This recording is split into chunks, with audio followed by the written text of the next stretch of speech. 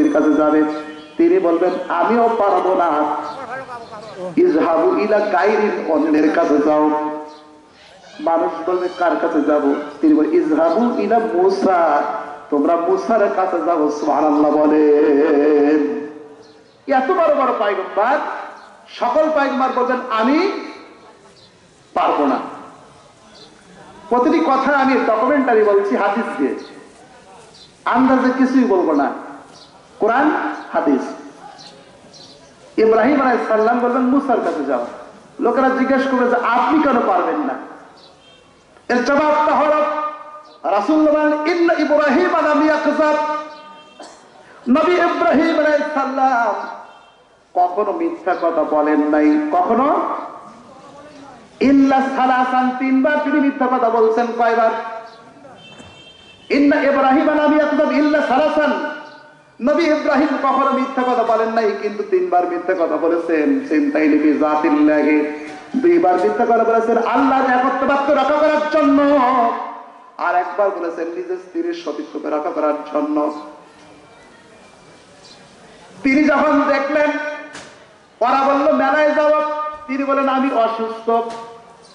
উনি চলে গেল ঘরের মধ্যে, গিয়া দেখে সন্দেশ, সবজি ফলা, সব এরকম রসমালাই। বলে তোমরা এটা খাও না কেন? ওরা খায় না। বলে কথা বলো না কেন? কথাও বলে না। বড় কুড়াল দিয়া সবগুলারে ভেঙে ফেললেন, বড়টার ঘাড়ে বাজায় রেখে চলে আসলেন। ওরা বললে এটা কে করলো? বলে আমাদের মধ্যে একটা যুবক আছে, তার নাম ইব্রাহিম, তার চলা তার ফেরা, ওটা তার বসা আসার আচরণ মনে হয় ইব্রাহিম কাজটা করে দেখতে পারে। পাপড়িয়ার আয়ুনির নাচ, তাকে নিয়ে আসো। অনেক কথা আগুনে ফেলে দিলে 4 মাইল পথ, সেখানে প্রচন্ড আগুন জ্বলল, পাকে উঠতে পারে না। নবী ইব্রাহিমের বাপও তার বিপক্ষে, নবী ইব্রাহিম আলাইহিস সালামের পক্ষে শুধু আল্লাহ, তার পক্ষে আর জগতে কেউ। নিজের জন্মদাতা পিতাও তার বিপক্ষে, শুধুমাত্র আল্লাহর সৈনিক, একমাত্র আল্লাহ তার পক্ষে। আগুনে ফেলে দেওয়ার জন্য যখন প্রস্তুতি গ্রহণ করেছেন, জিবরাইল আমিন চলে গেলেন, আমি আপনাকে সাহায্য করব। এই যে পাখা দেখতে পাচ্ছেন, এক পাখার বাড়ি দিয়া আগুন নিভিয়ে দেব। ইব্রাহিম আলাইহিস সালাম বললেন আমি যদি আগুনে পুড়ে যাই, আমার আল্লাহ যদি হয় রাজি, আমি 1000বার আগুনে পড়তে আছি রাজি। আমি এমন কোন অন্ধ খোদার ইবাদত করি না যে আল্লাহ রাব্বুল আলামিন তার গোলামকে নিজ করে দেখতে পায় না। আমি কারণ আপনার সাহায্য নেব। আল্লাহ খুশি হয়ে গেলেন, কুল্লা ইয়া নারু কুনি ফাউদাও ওয়াসসালামান আলা ইব্রাহিম। আল্লাহ রাব্বুল আলামিন বলেন আগুনটা ইব্রাহিমের উপর আরামদায়ক ঠান্ডা হয়ে যাও। সাথে সাথে আগুন নাতিশীতোষ্ণ হয়ে গেল। জিবরাইল আমিনকে আল্লাহর হাবিব জিজ্ঞাসা করলো, ভাই জিবরাইল, 600 পাখা আপনার দেহে আমি দেখতে পাচ্ছি, জিন্দেগিতে এই পাখা কি সব সময় ব্যবহার করতেন নাকি? জিবরাইল আমিন বলে, ইয়া রাসূলুল্লাহ, আমার জীবনে মাত্র 3 বার আমি এই 600 পাখা একসঙ্গে ব্যবহার করেছি। প্রথমবার ইব্রাহিম আলাইহিস সালামকে তার পিতা সহ যখন আগুনে নিক্ষেপ করে, আল্লাহ রাব্বুল আলামিন ডাকতে পারে, জিবরাইল আর সিদরাতুল মুনতাহায় থাকো না, আমি কোটি কোটি মাইল দূর থেকে 600 টাকা এত তাড়াতাড়ি ব্যবহার করলাম। I got myself admitted the hell, আমি আগে ঢুকে বললাম অগ্নিকুণ্ডের মধ্যে, ইব্রাহিম আমি আগে আগুনে ঢুকে বললাম, আর জিবরাইল আমিন বলল আমার কোলের মধ্যে ইব্রাহিম নবী পড়ে গেল। সুবহানাল্লাহ বলে, আমি কোটি কোটি মাইল দূর থেকে আগে আগুনে ঝাঁপিয়ে পড়লাম, আর নবী ইব্রাহিম আমার কোলের মধ্যে পড়ে গেল। সুবহানাল্লাহ বলেন। নমরুদ দেখতে পাচ্ছে আগুন হয়ে গেল ফুলের বাগিচা। নমরুদ রাগান্বিত ক্রোধান্বিত বলে, আগুন তোর হলো কি? আমার দুশমন কেন জ্বালাতে পারিস না, পোড়াতে পারিস না? তোর দহন ক্ষমতা, তোর জ্বালাবার ক্ষমতা, তোর উত্তাপ, তোর যৌবন, তোর উচ্ছ্বাস, তারুণ্য কোথায় গেল? আগুন বলল, আল্লাহ আমার ক্ষমতা দাও। আগুনের মধ্যে মানুষের মধ্যে কণ্ঠ বের হয়ে এসলো। আগুন বলল, সন্ধ্যে কাফের শোন, আমার দহন ক্ষমতা, আমার জ্বালাবার ক্ষমতা, আমার যৌবন, আমার উত্তাপ, আমার উচ্ছ্বাস আছে কি নাই তুই আয়, তোরে শুদ্ধ আমি তামাম দুনিয়া জ্বালাই দিতে পারি। আল্লাহ নবীর একটা লোমও পড়াতে পারি না। সুবহানাল্লাহ বলেন। 1 ঘন্টার কথা আমি 5 মিনিটে বলবো। ওখান থেকে বের হলেন, তিনি রাত করে বলেন ইন্নী যাহিদুন ইলাল্লাহ, আমি আল্লাহর কাছে যাবো। এই সমাজে কেউ আমাকে চায় না, আমি আল্লাহর কাছে চলে যাব। রওনা দিয়েছেন রাস্তায়, পাগড়ি পরে, রুমাল পরে, টুপি পরে, দামি দামি অর্নামেন্ট দিয়ে, উপহার নিয়ে, ঘোড়ায় করে, উট করে, এরকম করে হাদিসে সওয়াল হয়, পরযাত্রী হয়ে বড় হয়ে যাচ্ছি। তিনি বলেন আপনারা কোথায় যাচ্ছেন? বলে এ দেশের সুন্দরী একটা মহিলা, নাম তার সারা, বিশ্ব সুন্দরী প্যারাগন অফ বিউটি, শারদীয়া সপ্তমীতে শাক্ত ভাগ্যবীর অধিষ্ঠাতা, নিত্য যৌবনা, আয়তলোচনা পান্না সুরান পরিজাত সদৃশ্য সুন্দরী মহিলা, রাজকন্যা, তার নাম হলো সারা। 40 দিনের ভিতর পাত্র পছন্দ করতে হবে। 39 দিন পার হয়ে গেছে, সূর্য অস্তমিত হলে আর 1 বছর পাত্র পছন্দ করতে পারবে না। আমরা তার পানি গ্রহণ করার জন্য যাচ্ছি। নবী ইব্রাহিম তখন টাকরা যুবক, তিনি মনে মনে চিন্তা করেন, আরে আমিও তো বিবাহ শাদী করিনি এত সুন্দরী মহিলা। কিন্তু নবী রাসূলগণ নিজের ইচ্ছায় কিছু করতে পারেন না। আল্লাহ ইব্রাহিম, ইউ আর পারমিটেড, তুমি যাও, তোমাকে অনুমতি দেওয়া হলো। সুবহানাল্লাহ কি বলা যায় না? ভাইরা আমার, বন্ধুরা, যে চক্ষু হীরা দর্শন করেছে সেই চক্ষুকে কোনদিন কাজ দিয়া ভুলানো যাবে? নবী ইব্রাহিম আলাইহিস সালাম এক প্রান্তে দাঁড়িয়ে আছে, মা সারা, ওই সমস্ত রাজপুতদের পছন্দ হয় না, ইব্রাহিম আলাইহিস সালামকে পছন্দ করেন, বিবাহ শাদী হয়ে গেল। তিনি উপহার নিয়ে, 3টা মাস আছে, তিনি রওনা দিলেন 7 দিন পর, অথবা ইনস্ট্যান্ট রওনা দিলেন। সেখান থেকে রওনা দিলেন ফাইজ আতার সাব্বাব, জালেম শাসকের এলাকা অতিক্রম করছে। ওই জালেম শাসকের বৈশিষ্ট্য হলো সুন্দরী মহিলা দেখতে অ্যাবডাকশন করে, সিরিউস করে, তার চরিত্র হরণ করে। কিন্তু যদি কোনো আপন ভাই আর বোন একসাথে যায়, ভাইয়ের কাছ থেকে বোনকে সিনিয়া দর্শন করে না। তথ্যটি ইব্রাহিম নবীর কাছে তার কাছে পৌঁছানো হয়েছিল। তিনি বলেন, আমি যখন জানতে পারলাম বোনকে ছিনিয়ে নেওয়া, চিন্তাই করা হয় না, দর্শন করা হয় না। ওরা বললো মান হিয়া, এটাকে কলা ইব্রাহিমা হিয়া উখতি, এটা আমার বোন। আসলে ছিল বউ, আসলে ছিল স্ত্রী, আসলে ছিল কি? স্ত্রীকে কি বললেন? এটা হলো তার 2 নাম্বার ভুল। 3য়বার আবার রওনা দিচ্ছে, জালেম ধরে নিয়ে গেল। ফাইজা তানাওয়ালু বিয়াদিহি, জালেম মদে হাত বাড়াচ্ছে, মদ্দাব হয়। আখায আল্লাহ, আল্লাহ হাত ধরে বলেন উখিজা, ওয়ান অফ দ্য হ্যান্ড, অন্ডুর প্যারাডাইজ হয়ে গেল, জালেমের হাতটা ভঙ্গ হয়ে গেল। পাপালা জাব্বার রুদাইল্লাহু আলা উদারিকা, জালেম বলল, বোন তুমি আমাকে মাফ করে দাও, আর আমি বেয়াদবি করব না। ইন্নাল্লাহু রাফিকুন ইউহিব্বুর রিফকা, আল্লাহ বিনয়ী নম্রতাকে পছন্দ করেন, তিনি ক্ষমা করে দিলেন। জালিম মনে করলো, এত সুন্দরী মহিলা নির্জন কক্ষে পেলাম, কেমন হলো বোধহয়, এমনি হাতটা সমস্যা, আবার ধরার জন্য আবার অ্যাটেম্প নিয়েছে। আল্লাহ এমন ধরা ধরেছে, 2টি হাত পঙ্গু হয়ে গেল, তার জমিন পর্যন্ত, তার কোমরটা জমিনে গেড়ে গেল। জালেম বুঝতে পারলে এটা কোনো সাধারণ মহিলা নয়। তিনি বলেন, উদুল্লাহ, আল্লাহর কাছে দেখো, আলা উদারিকে, আমি তোমার ক্ষতি করবো না, আমার জন্য দোয়া করো। মা সারা ক্ষমা করে দিলেন। জালেম বলল, তোমার জন্য একটি উপহার দিচ্ছি। আমার ঘরের মধ্যে একটা মহিলা আছে, তার নাম হাজিরা। এই হাজিরার বয়স যখন 12 বছর, তাকে দর্শন করার জন্য ঘরে আটকে রেখেছে।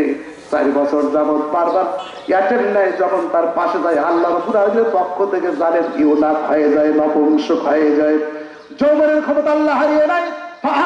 হাজিরা, হাজিরাকে উপহারে দিয়ে দিলেন। কিতাবুল আম্বিয়ার মধ্যে আছে, নবী ইব্রাহিম সিজদায় পড়ে আছে, আস্তাঈনু বিস-সাবরি ওয়াস-সালাহ ইন্নাল্লাহা মা'আস-সাবিরিন। তিনি সিজদায় পড়ে আল্লাহর কাছে কাঁদতেছেন। ওদিকে মা সারা আর একটা বিশ্ব সুন্দরী হাজিরাকে নিয়ে হাজির। কথা হয়ে গেল। মা সারা মনে মনে চিন্তা করে, আমার স্বামীকে যদি বলি আমাকে জালেম স্পর্শ করতে পারে নাই, পুরুষ জাত বলে কথা, পুরুষ বলে কথা, বিশ্বাস করবে কি করবে না? আল্লাহ রাব্বুল আলামিন সেই জন্য সবগুলো দৃশ্য ভিডিও করে করে ইব্রাহিম নবীকে দেখা দিয়েছে। সুবহানাল্লাহ বলে। আমার ভাই, আমার বন্ধুরা, এবার ফেরা রওনা দিয়ে গেলেন। এই যে তিনি 2টা কথা বললেন, ইব্রাহিম আলাইহিস সালাম এই জন্য বলতেছেন, সেদিন বলেন আমি অসুস্থ, আবার বলেন বড় খোদা ছোটগুলারে ভাঙছে, এটা আর একটা ভুল, আর একটা স্ত্রীর সতীত্ব রক্ষা করার জন্য ভুল। আমার রাসূল বলেন এটা তার কোনো ভুল না, এটা তার কোনো গুনাহ না। নবীরা ছিলেন নিষ্পাপ, করে করে বলেন সুবহানাল্লাহ। শুধু এই কারণে ইব্রাহিম নবী বলবেন ইযহাবু ইলা গায়রিন ইযহাবু ইলা মুসা, আমি পারবো না, মুসার কাছে যাও। ফায়াতুনা মুসা, লোকেরা মুসার কাছে আসবে, তিনি বলবেন আমিও পারবো না, আমার অপরাধ হলো একটা কীর্তিকে বক্সিং দিছিলাম, মারা হত্যা করার উদ্দেশ্য না, কিন্তু মরে গিয়েছিল। সব নবীরা পারবে না, ঈসা নবী পারবে না, কিন্তু ঈসা নবী বললেন যাও, তবে আমি একটি পরামর্শ দেই, তোমরা যদি একটা মহামানবের কাছে যাও, তিনি আজকে সুপারিশ করতে পারবেন। সুবহানাল্লাহ বলেন। আমার ভাইরা, আমার বন্ধুরা, তিনি আর কেউ নাই, মুহাম্মাদুর রাসূলুল্লাহ, জোরে বলুন সাল্লাল্লাহু আলাইহি ওয়াসাল্লাম। وعن أبي ذر رضي الله تعالى عنه قال قال رسول الله صلى الله عليه وسلم فرز سقف بيتي وأنا بمكة نظر جبريل فرض صدري ثم استخرج قلبي ثم غسله فائز ثم أوتيت الدابة دون الفغال فوق الحمار يدعو قطعه أنت أكثر طرفي فعملت الدابة بالحلقة التي ربطت بها الأنبياء فدخلت المسجد فربط النبي فإذا بينهم راكعون وقائدون وساجدون فأذن موجود الصلاة قدماني فصليت ركعتين إذا أتيت إلى السماء الدنيا قال جبريل في رواية استفتح قال من هذا قال أنا جبريل قال هل أحد معك قال معي محمد صلى الله عليه وسلم قال قد أرسل إلي أو كويس إلي قال نعم مرحبا فاني من مزي وجاء فإذا خرجت فإذا رجل أسودات ليمينه وأسبدات لشماله فإذا نظرت قبل يمينه ضحك وإذا نظرت قبل شماله بكى قلت يا جبريل من هذا قال هذا آدم هذا أبوك سلم عليه قال سلم صالح رد عليه السلام قال يا نبي الصالح مرحبا يا ابن الصالح مرحبا رواه البخاري চিৎকার করে বলেন আল্লাহু আকবার। আমার ভাইরা, আমার বন্ধুরা, আল্লাহ রাব্বুল আলামিন বলেন ইদা ওয়াকাআতিল ওয়াকিআ লাইসা লিওয়াকাআতিহা কাযিবা খাফিজাতুর রাফিআ ইদা রুজ্জাতিল আরদু রাজ্জা ওয়া বুসাতিল জিবালু বাসসা فكانت هباء منبثا وكنتم أزواجا ثلاثا فأصحاب الميمنة ما أصحاب الميمنة وأصحاب المشأمة ما أصحاب المشأمة السابقون السابقون أولئك المقربون।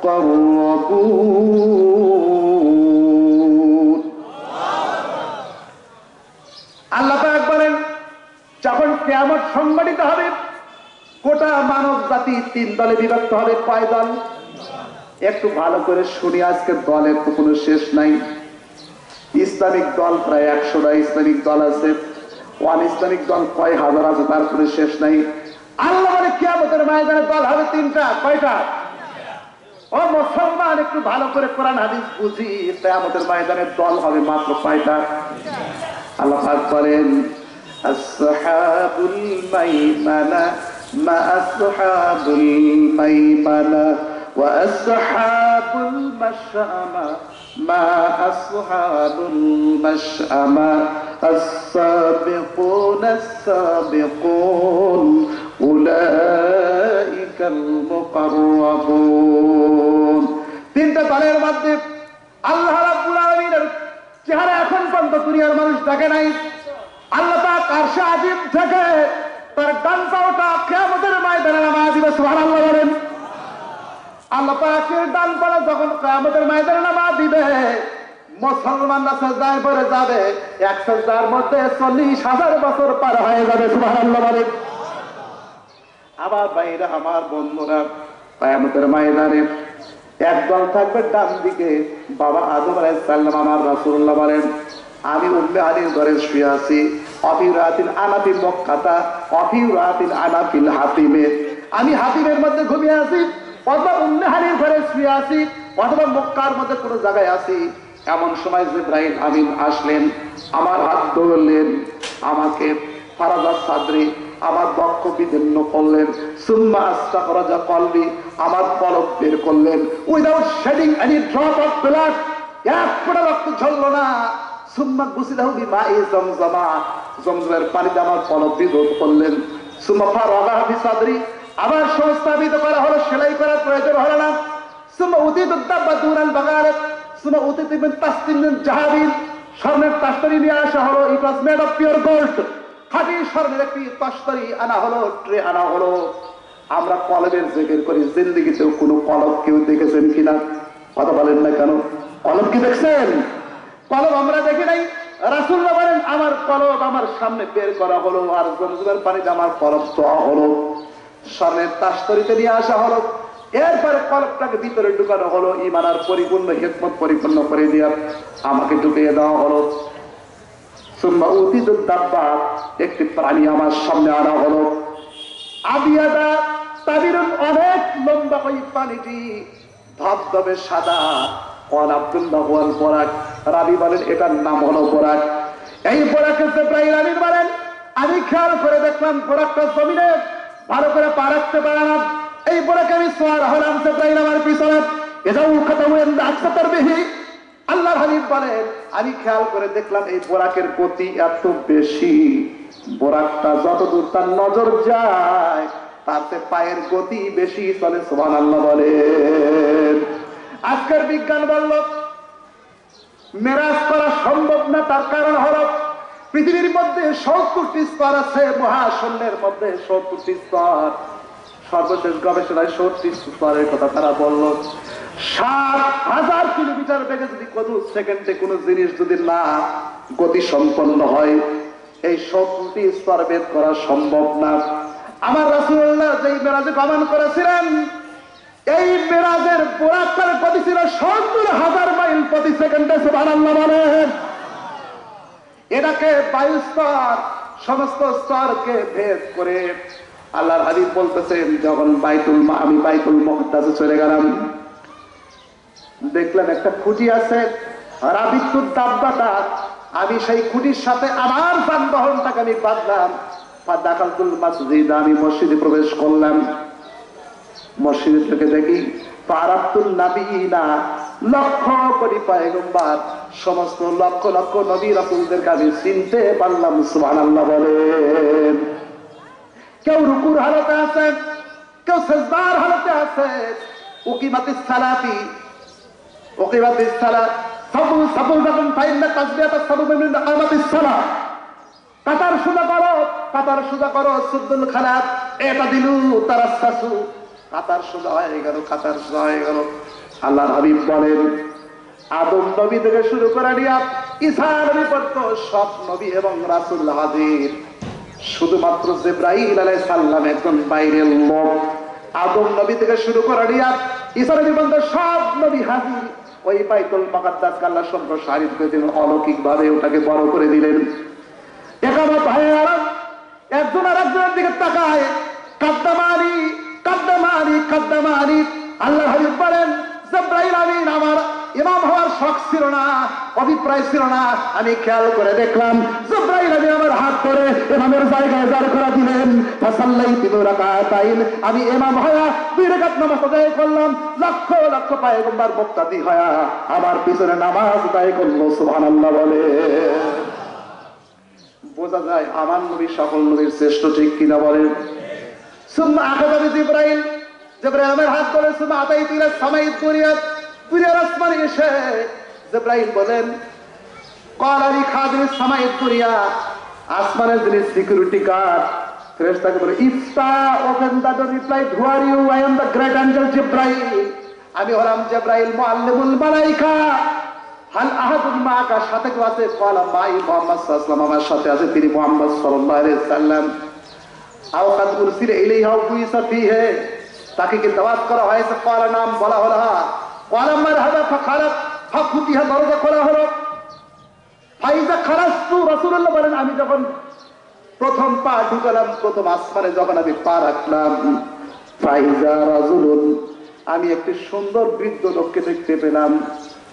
আসওয়াদাতুন আন ইয়ামিনিহি, তার ডান দিকে কোটি কোটি মানুষ, ওয়া আসবিদাতুন আন শিমালিহি, বাম দিকে কোটি কোটি মানুষ। ফাইজা মাযরা কিবলা ইয়ামিহি দাহিকা, আমি খেয়াল করে দেখলাম তিনি যখন ডান দিকে তাকান মুস্কি মুস্কি হাসেন, আর যখন বাম দিকে তাকান তিনি কান্নাকারি করেন। বলতু ইয়া জিব্রাইলু, আমি বললাম ভাই জিব্রাইল, মান হাযা, ইনিকে? ক্বালা জিব্রাইল হাযা আদম হাযা আবু ফাসাল্লিম আলাইহি। জিব্রাইল বললেন এটা আপনার পিতা, আপনি তাকে সালাম করুন। ফাসাল্লামতু আলাইহি, তাকে সালাম করলেন। ফারাদ্দা আলাইহি আসসালাম, আদম নবী আমার সালামের জবাব দিলেন। আমি বলি ইয়া নবী সালাম মারহাবা, ইয়া ইবনে সালাম মারহাবা। আদম সন্তানের মধ্যে সবচাইতে তুমি শ্রেষ্ঠ সন্তান আমার। তিনি আমাকে জান্নাতের মধ্যে, বেহেশতের মধ্যে প্রথম আসমানে স্বাগতম জানালেন। সুবহানাল্লাহ বলেন। আমি বললাম ভাই জিব্রাইল, ডান দিকে যখন তিনি তাকান কেন হাসেন, বাম দিকে তাকালে কেন কান্নাকারি করেন? জিব্রাইল আমিন বলেন ডান দিকে যারা, তারা আদমের সন্তান, বাম দিকে আছে তারাও হযরত আদম আলাইহিস সালামের সন্তান। ডান দিকে যারা আছে আদম নবীর ডান হাতের তালু থেকে তৈরি, মতান্তরে বাম ডান পৃষ্ঠ থেকে তৈরি, অথবা বাম দিকে যারা আছে বাম হাতের তালু দিয়ে তৈরি, অথবা বাম পৃষ্ঠদের থেকে তারা তৈরি। ডান দিকে যারা আছে ওরা ডানপন্থী, ওরা ভালো কাজ করবে, ইমানদার, ওরা যাবে জান্নাতি। বাম দিকে যারা আছে ওরা বামপন্থী, নাস্তিক, মুরতাদ, কাফির, বেঈমান, মুশরিক, দুশমন, মুসলিম, কাফির, মুশরিক, ওরা যাবে জাহান্নামী। সুতরাং আল্লাহ বলেন তাসহাবুল মাইমানা মা আসহাবুল মাইমানা ওয়া আসহাবুল মাশআমা মা আসহাবুল মাশআমা والسابقون السابقون أولئك المقربون। আমার ভাইরা, আমার বন্ধুরা, আল্লাহ রাব্বুল আলামিন বলতেছেন যারা ডাইনে থাকবে কিয়ামতের দিন দল হবে তিনটা। যারা নবী আর রাসূল ওরা বিনা হিসেবে জান্নাতি। সুবহানাল্লাহ বলেন। নবী রাসূল বিনা হিসেবে, নবী রাসূল বিনা হিসেবে, আর কাফির মুশরিক বিনা হিসেবে জাহান্নামী। কাফির মুশরিক দল হবে মাত্র কয়টা?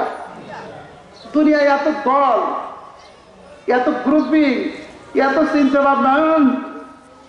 আমি অমুক লাইনে পড়াশোনা করছি, আল্লাহ কয় তুমি কিছুই হও নাই। নিজের পবিত্রতা নিজের ঘোষণা করা শয়তানের চরিত্র। কার চরিত্র?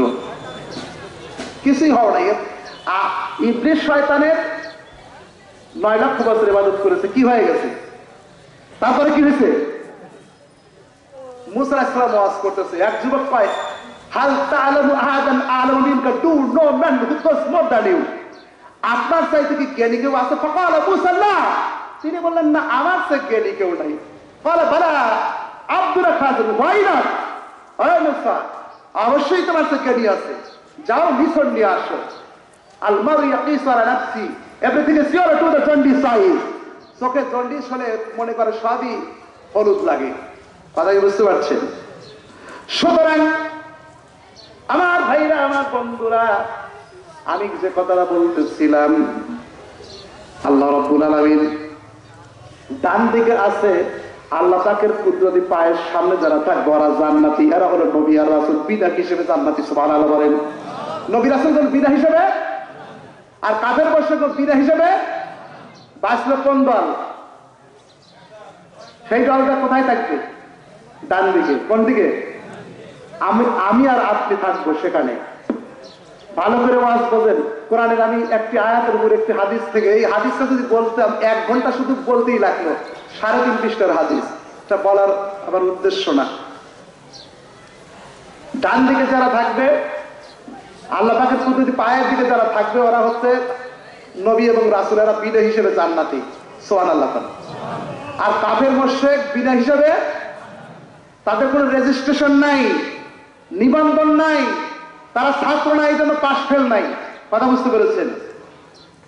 এই যে অটো পাস যে দিল, রেজিস্ট্রেশন ফিল আপ করা লাগছে, কিন্তু আমরা কিন্তু প্রিন্সিপাল, আমাদের রেজিস্ট্রেশন কার্ড, এডমিট কার্ড যাদের আছে তারাই পাস পাবে। এমনি কিন্তু সকলকে পাস।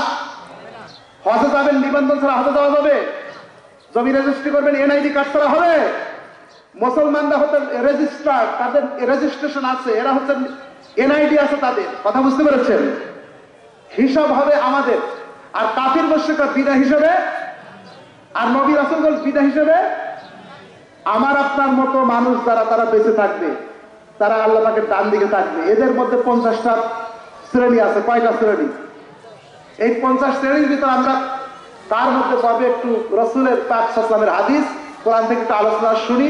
এরপর এটা যেহেতু এই মাদ্রাসা হাঁটি হাঁটি পা পা করে এত দূর হয়ে গেছে, হাফেজে কোরআন কিয়ামতের দিন তাদের পিতার মাথায় এখন একটা মুকুট দেওয়া হবে, সূর্যের চাইতে ঝকমক করবে। মানুষ মনে করবে এটা বোধহয় কোনো নবী হবে, নিশ্চয়ই কোনো নবী হবে, রাসূল হবে, কোনো জবরদস্ত একজন নবী হবে। তিনি কোনো নবী না, আবার কোনো ওলি আল্লাহ না, কামেল কোনো আল্লাহর ওলিও না, বড় একটা মুফতি সাহেবও না, পীর সাহেবও না, প্রিন্সিপালও না, বক্তাও না। তিনি সাধারণ একজন মানুষ। তার যোগ্যতাটা কি? যোগ্যতা হচ্ছে তার সন্তান কোরআনের হাফেজ। জোরে জোরে বলেন সুবহানাল্লাহ। তার সন্তান হক্কানি আলেম। এজন্য সে শুধু নয়, কিয়ামতের দিন তার পরিবার থেকে 10 জন লোক, কুল্লুহুম কাদ ওয়াজাবাত লাহুমুন নার, 10 জন লোক জান্নাতের জাহান্নামের অর্ডার হয়ে গেছে, এমন 10 জন লোককে নিয়ে ওই আলেমের পিতা, হাফেজের পিতা ওই 10 জন লোককে নিয়ে সুপারিশ করে নিয়ে জান্নাতে যাবে। জোরে জোরে বলেন সুবহানাল্লাহ। এটা সেই হাফিজে মাদ্রাসা। আল্লাহর বান্দারা, আমরা যারা এখানে আসছি, আমাদের হিসাব হবে 50 ধরনের কাজ আছে। এই কাজগুলো যদি আমরা করি, আমরা মুসলমান হয়ে জান্নাতে যেতে পারবো। মুসলমান হওয়া সত্ত্বেও আমরা জান্নাতে যেতে পারবো। 1 নাম্বার, লা ইয়াকবালুল্লাহু মিন মুশরিকিন আশরাকা বাদা ইসলামি হাত্তা ইউফারিকাল মুশরিকিনা ইলাল মুসলিম, লা ইয়াকবালুল্লাহু সাওয়াবা ওয়ালা আদালান ইয়াউমাল কিয়ামা ওয়ালা ইয়ানজুরু ইলাইহিম ওয়ালা ইয়াযাক্কিহিম। 1 নম্বরে ওই ব্যক্তি জান্নাতে যাবে না যে ব্যক্তি মুসলমান ছিল কিন্তু টাকার লোভে কাদিয়ানি হয়েছে। কি হয়েছে? কাদিয়ানি শব্দের নাম শুনছেন কিনা? এদের মসজিদ আছে, এরা আজান দেয়, এদের হুজুর আছে, কিন্তু কাদিয়ানিদের মসজিদ মাদ্রাসা এটা কোনো মসজিদ না, এটা হচ্ছে গির্জা, এটা হচ্ছে প্যাগোডা। সুতরাং এরা কাফির। এরা কি? অবিশ্বাস করলেও কাফের হবে। কাদিয়ানিরা বলেন না কি? এদেরকে অবিশ্বাস করলেও এদের দলিল চাওয়া নিষেধ। যারা মুসলমান হওয়ার পরে কুফরি গ্রহণ করলো, শিরিক করলো, শিরিক করার পরে অনেক পুরুষ আছে হিন্দু মেয়েকে বিবাহ করে, আছে না নাই? খ্রিস্টান মহিলাকে বিবাহ করে, ইহুদি মহিলাকে বিবাহ করে। ওই মহিলা যদি ইসলাম গ্রহণ না করে আর যদি বলে তোমার ধর্ম তোমার কাছে, আমার ধর্ম আমার কাছে, লোকটা মোরতাদ হয়ে গেল। একে হত্যা করা 4 মাযহাবের ইজমা হয়েছে, একে হত্যা করতে হবে। হাত্তা ইউফারিকাল মুশরিকিনা ইলাল মুসলিম। এই লোকটা যতক্ষণ পর্যন্ত সম্পর্ক ছিন্ন করে অর্থ করি ফেরত দিয়া মুসলিম সমাজে না আসবে, এর কোনো ইবাদত আল্লাহর দ্বারা গ্রহণ করা হবে না। নাউজুবিল্লাহ বলেন। আমার ভাইয়েরা বলেন, 2 নম্বর, ওই মহিলা লা ইয়াকবালুল্লাহু সালাতা ইমরাতিন, ওই মহিলার নামাজ আল্লাহ গ্রহণ করবে না ইল্লা বিখিমারিন। যেই মহিলা নামাজ পড়ে কিন্তু মাথায় বড় করে ঘোমটা দেয় না, পর্দা করে না, সেই মহিলার কোন নামাজ আল্লাহ দরবারে গ্রহণ করা। সংক্ষেপ কথা, একটি হাদিসের ব্যাখ্যা করলে তো ওয়াজ হয়ে যায়, কিন্তু আমি চাচ্ছি বেশি বেশি তথ্যটা যাতে আমরা পেতে পারি। লা ইয়াকবালুল্লাহু সালাতা ইমরাতিন ইল্লা বিখিমার। কোন মহিলার যদি বড় ঘুমটা না থাকে, বড় এরকম হিজাব না থাকে, আর যদি নামাজ পড়ে তার নামাজ গ্রহণ করা হবে না, যতই নামাজ পড়ুক। লা ইয়াকবালুল্লাহু সালাতা ইমরাতিন। আমার রাসূলুল্লাহ বলেন 3 নম্বর, ওই মহিলার নামাজ গ্রহণ করা হবে না। খরাজাত ইলাল মসজিদ, যেই মহিলা মসজিদ বের হলো, ওয়ারিহুহা তাসিফু, আর সুগন্ধি কসমেটিক অ্যারোমেটিক এমন করে পারফিউম লাগাইছে, সুগন্ধি বাতাসে উঠতেছে, মানুষ সুগন্ধি পাচ্ছে। হাত্তা তারজিয়া, যতক্ষণ ফিরে না আসবে, ফাত্তাকতাসিলা, ফিরে এসে যতক্ষণ গোসল করে ওইটা ধুয়ে না ফেলবে, কাবা শরীফে সিজদা করলে তার সিজদা আল্লাহর দরবারে গ্রহণ করা হবে। وقال رسول الله صلى الله عليه وسلم ثلاثة لا يقبل الله الصلاة তিন ব্যক্তির নামাজ لا ترتفع صلاتهم على رؤوسهم شبرا তিন ব্যক্তির নামাজ তার মাথা থেকে 1 গজ উপরে উঠবে তিন ব্যক্তির নামাজ তার মাথা থেকে 1 গজ উপরে ওই মহিলার নামাজ মাথা থেকে 1 গজ উপরে উঠবে না যে মহিলা সুগন্ধি লাগায় মসজিদে চলে গেল মসজিদে যাওয়ার পরে ওই সুগন্ধি অন্য মানুষ পেল যতক্ষণ সুগন্ধি হাতটা তারজিয়া ফিরে না আসবে তার তাক্তা ফিরাত গোসল করে এটা সুগন্ধি দূর না করবে এই মহিলার কোন নামাজ আল্লাহ তাআলা গ্রহণ করা হবে না ওয়া ইমরাতুন বাতাত ওয়া যাওজুহা সাখিতুন ওই মহিলার নামাজ গ্রহণ করা হবে না যেই মহিলার স্বামী কষ্ট পেয়ে রাত্রি কাটালো আর মহিলা সারা রাত্রি জেগে জেগে তাহাজ্জুদ নামাজ পড়লো এরকম মহিলা আছে স্বামীর বিনা পারমিশন নফল রোজা রাখাও নিষেধ আছে কিনা অনেক মহিলা স্বামীর পারমিশন ছাড়া হজে যায় আমাদের সিরাজগঞ্জে আছে আপনাদের এইদিকে নাই স্বামীর পারমিশন ছাড়া হজে যাচ্ছে স্বামীর পারমিশন ছাড়া নফল রোজা রাখাই নিষেধ আমার রাসূলুল্লাহ বলেন ওই মহিলার সাথে আল্লাহ তার নামাজ না তার তাদের সালাতুহুম আলা রুসিম শিবরান মাথার 1 হাত উপরে তার নামাজ উঠবে না সেই মহিলা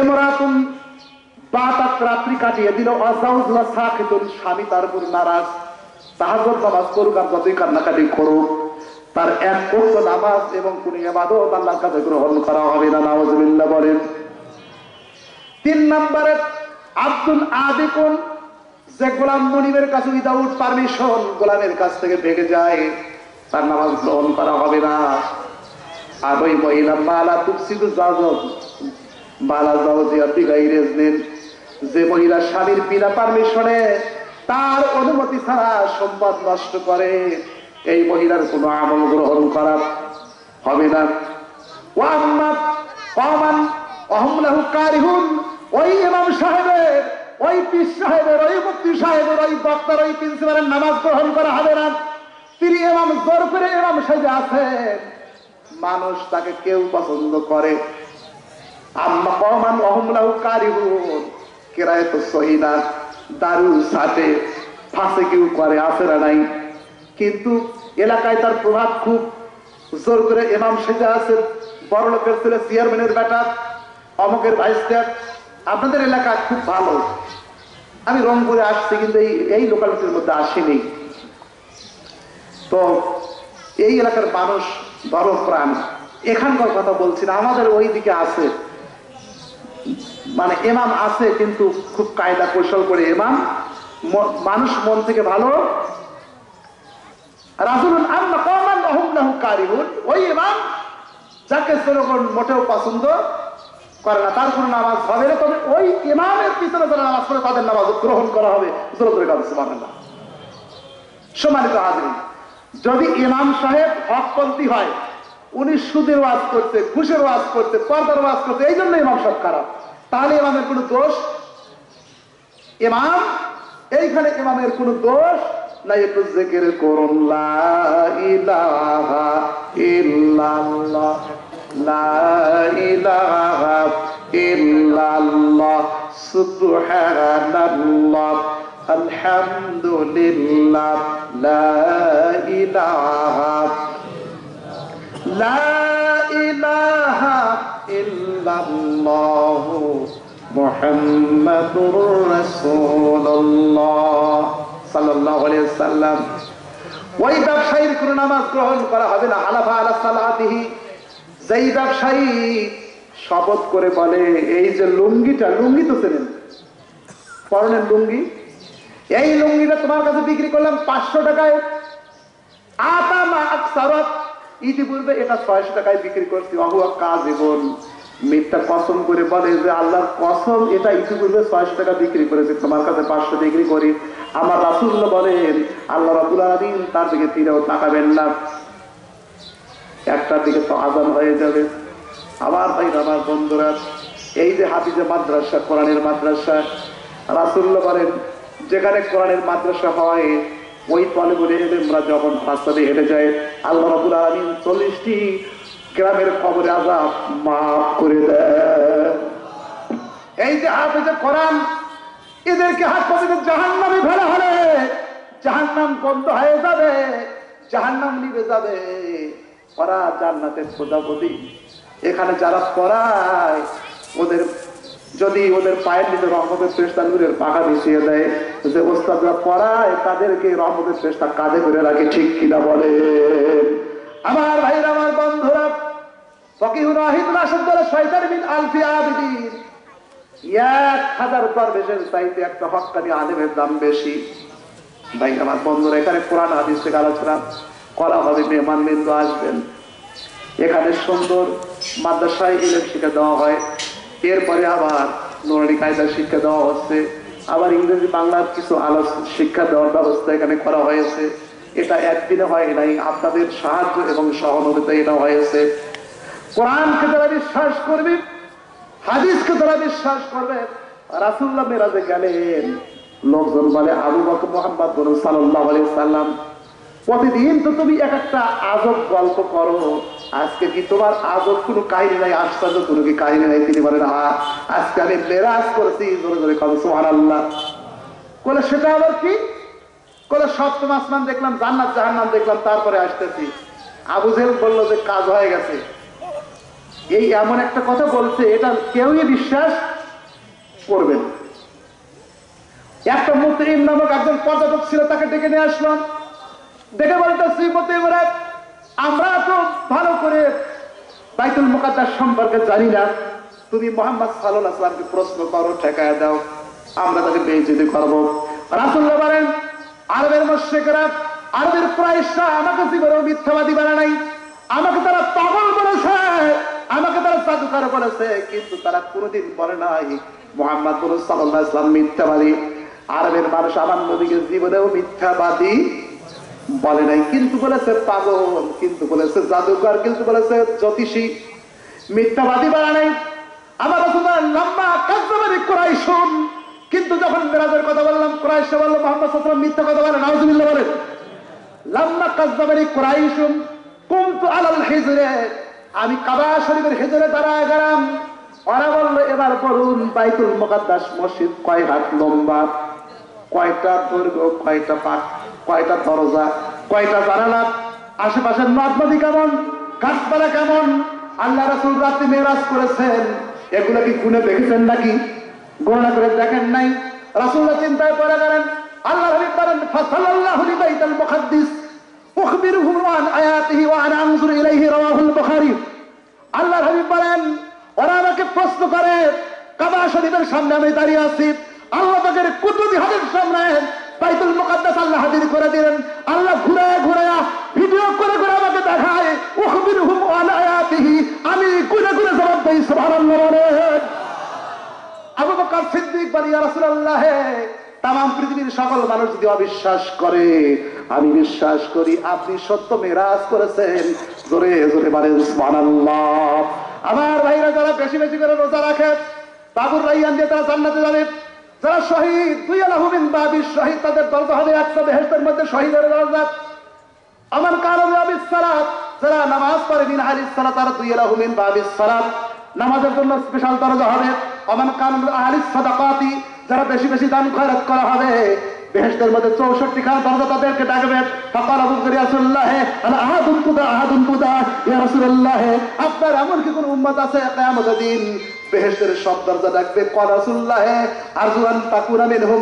আবু বকর, আমি বিশ্বাস করি ইসলামের জন্য, দ্বীনের জন্য, তাওহীদের জন্য তুমি যে কুরবানি করেছো, তুমি যে দান করেছো, কিয়ামতের দিন আল্লাহ বেহেশতের সব দরজা দিয়ে তোমাকে ডাকবে। আবু বকরের সাথে যারা জান্নাতে যেতে চান, বোঝাবার সময় নাই, আমি একটু দেখতে চাই, এই নবীর এই মাদ্রাসায় 10,000 টাকা নগদ দিবেন। এখনই যদি আপনার পেশাবটা আটকে যায়, আপনাকে বগুড়া নিয়ে যাবে, আপনি চলে যাবেন ঢাকাতে, চলে যাবেন, সেখান থেকে মাদ্রাজ চলে যাবেন, পেটে ব্যথা হলে চলে যাবেন। এই যে করোনা হলো, আপনার পেটা গেল না, আপনার স্ত্রী গেল না, আপনার ভাই বন্ধু কেউ গেল না, কি অসহায় অবস্থা, মানুষ বড় অসহায়। আল্লাহ রাব্বুল আলামিন বলে, বান্দা লা ইন শাকারতুম লা আযীদান্নাকুম ওয়া লা ইন কাফারতুম ইন্না আযাবি লাশাদীদ। বান্দা যদি শুকরিয়া আদায় করো আমি নিয়ামত বাড়া দেব, বান্দা অকৃতজ্ঞ হয় না। ভাইরা আমার, বন্ধুরা, এই যে দুইটা চোখ আল্লাহ আমাদের দান করছে, একটা চোখ নাই, যদি না দিত আমরা কিন্তু নিজের যোগ্যতা নিয়ে চোখ নিয়ে আসলে আল্লাহ দয়া করে দিয়েছেন। একটা পাও না থাকলে এবার আল্লাহ ডিজেবল বানা দিতে পারত। সন্তানের চাকরি বাকরি হয় না, ঘুষের প্রয়োজন হবে না, নবীর মাদ্রাসায় এসে একটু আল্লাহর সাথে কন্ট্যাক্ট করে যান। আল্লাহুল বাইয়্যু হারামার রিবা, কোরআন হাদিস থেকে যেখানে আলোচনা করা হয় রহমতের ফেরেশতা সেখানে হাজির হয়ে যায়, তারা আমিন আমিন করবে, আমি একজন মুসাফির। রাসূলুল্লাহ আলাইহিস সালাতু দাওয়াতিন মুস্তাজাবাতুন লা শাক্কা বিহিন্না। তিন শ্রেণীর লোকের দোয়া কবুল হয়ে যায়, মুসাফিরের দোয়া কবুল হয়। এখানে যারাই মেহমান সকলেই মুসাফির, তালেবুল ইলমের দোয়া করা হবে। আল্লাহর কোন বান্দা আছেন 10,000 টাকা নগদে, অথবা বাকি 5,000 টাকা, 1,000, 50, 100, যার কাজ যা আছে একটু অল্প সময়ের মধ্যে জোহরের নামাজের সময় এখন হয়ে যাবে।